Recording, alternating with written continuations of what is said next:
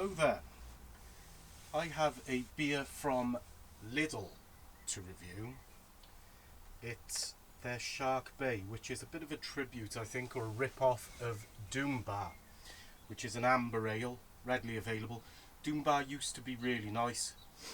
Like a lot of beers, it's not as good as it used to be. But Lidl have brought out their Lidl Shark Bay. It's been out for quite some time. It's an amber ale coming in at 4.3%. It is £1.29 a bottle.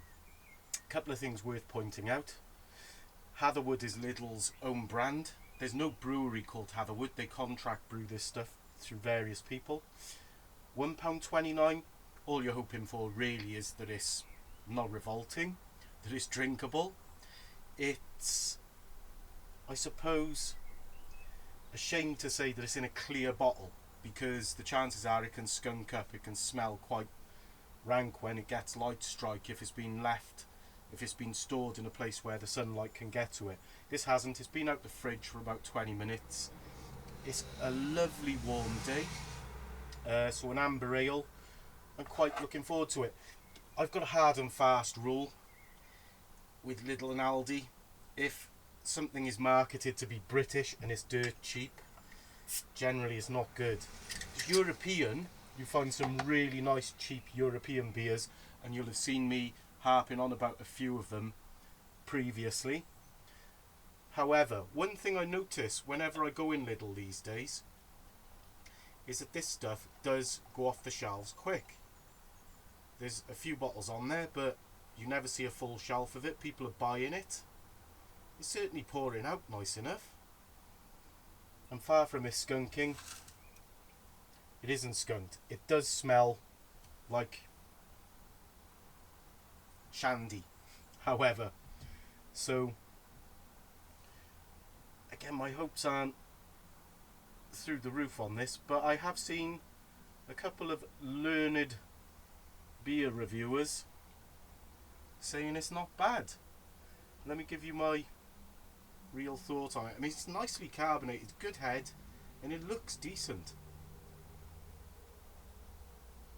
But it doesn't smell... It smells diluted. So it does smell like a shandy bass kind of like aroma to it. However, 4.3%. So it's not weak by any stretch. And on a day like today, with any luck, it'll go down alright. I don't want a metallic taste at the back end. If you haven't got that, then it's on its way to doing something. Let's see. You good, Alf?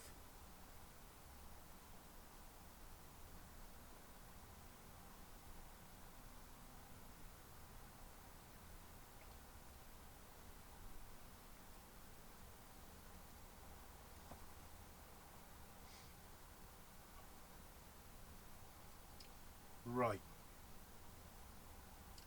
Yeah, there's that like slightly metallic back end.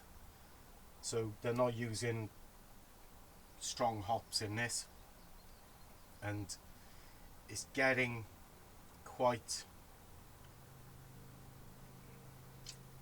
yeah, it's not great, but it's not completely, it's not a complete write-off, let's put it that way. It's a £1.29 beer, and they've done their best with it, I suppose. But for that money, with the prices the way they are, for £1.29,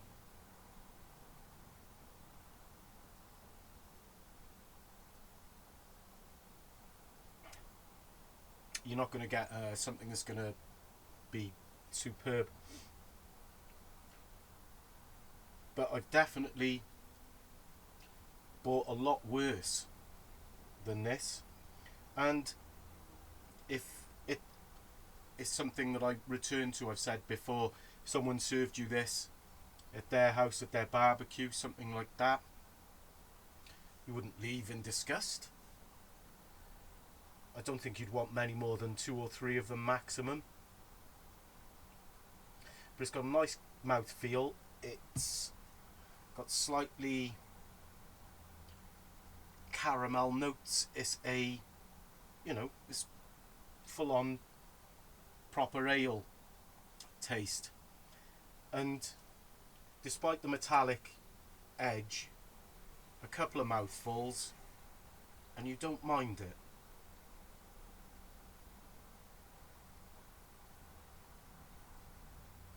I think the best way I can sum it up is to say, would I buy it again?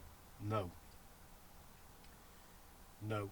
You're better off spending an extra 30 or 40 pence and buying yourself a proper job from the same shop. Would I turn my nose up at it if it was offered to me? If it was straight from the fridge, cold, chilled down? No, I'd be only too happy to drink one of these. So, yeah, if you like the look of it and you think you're going to like it, give it a go, because you probably will. It has got a decent mouthfeel and it's not a million miles away from being a good beer. It's, if you're rating it out of 10, 5.5 out of 10.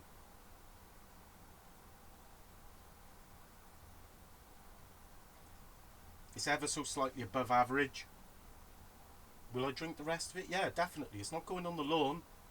So, Shark Bay, £1.29 amber ale from Lidl. Wonder if it says anything about who makes it. Surbiton. No idea. So, full flavoured, Moorish, malty amber ale. Yeah, it is a bit malty, with a delicate caramel sweetness. Okay, yeah, I picked that up.